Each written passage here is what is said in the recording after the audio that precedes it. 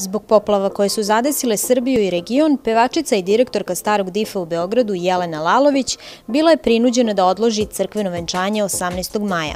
Zato s nestrpljenjem iščekuje 14. jun kada će konačno razmeniti zavete pred Bogom s kapetanom Vojske Srbije Komlenom Lalovićem. Pa to je ono pod parolom ko nije pokušao se uda nije ni uspeo. Ja sam pokušala, tako ću se udati 14. juna.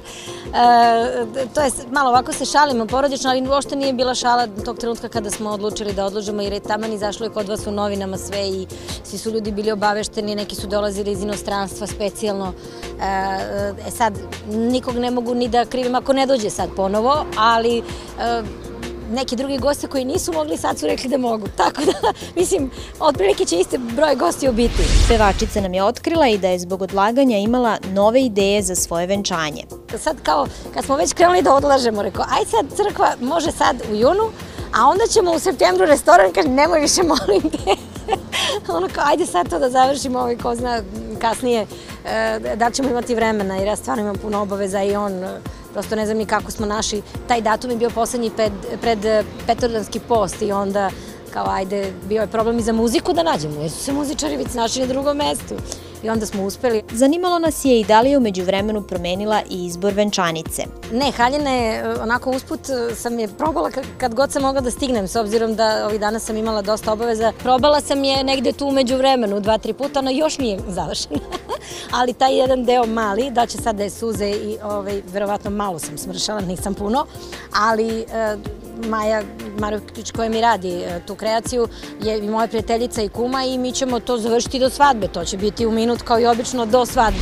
Jelena sa 2L priznala nam je da je teško podnela odlazak ljudi iz poplavljenih područja koji su bili smešteni u Starom Difu, a o kojima je danonoćno brinula sa volonterima. To je bilo jako emotivno, imamo i snimke, imamo i fotografije. Prosto, evo, ja se uvek ježim kad pričam o tim ljudima jer oni su se toliko navikli na našu neku pažnju i mi smo se navikli na njih da su i oni plakali na kraju i mi i autobus koji je došao, oni su se slikali, oni su pevali na kraju. Oni u stvari ne znaju ni gde tačno idu jer oni nemaju prostora, mi smo bili privremeno prihvatilište, ali smo obavezno ostali u kontaktu i rekli smo da bilo šta da im zatreba ili da ne nađu smeštaj, da nam se jave, da ćemo mi da pokušamo. Od 130 ljudi ostalo je 25 na kraju jer su svi negde otišli, javili se, rekli su svi da hoće da dođu na moju svadbu.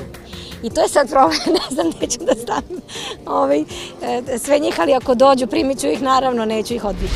Za kraj pitali smo je da li razmišlja o potomstvu sa svojim izabranikom. Zašto da ne? Zašto da ne? Naravno da ćete biti prvi koji će saznati, kao i obično, i dobiti ekskluzivne fotografije i drugog, i trećeg, i petog stanja, zavisi koliko ih bude bilo.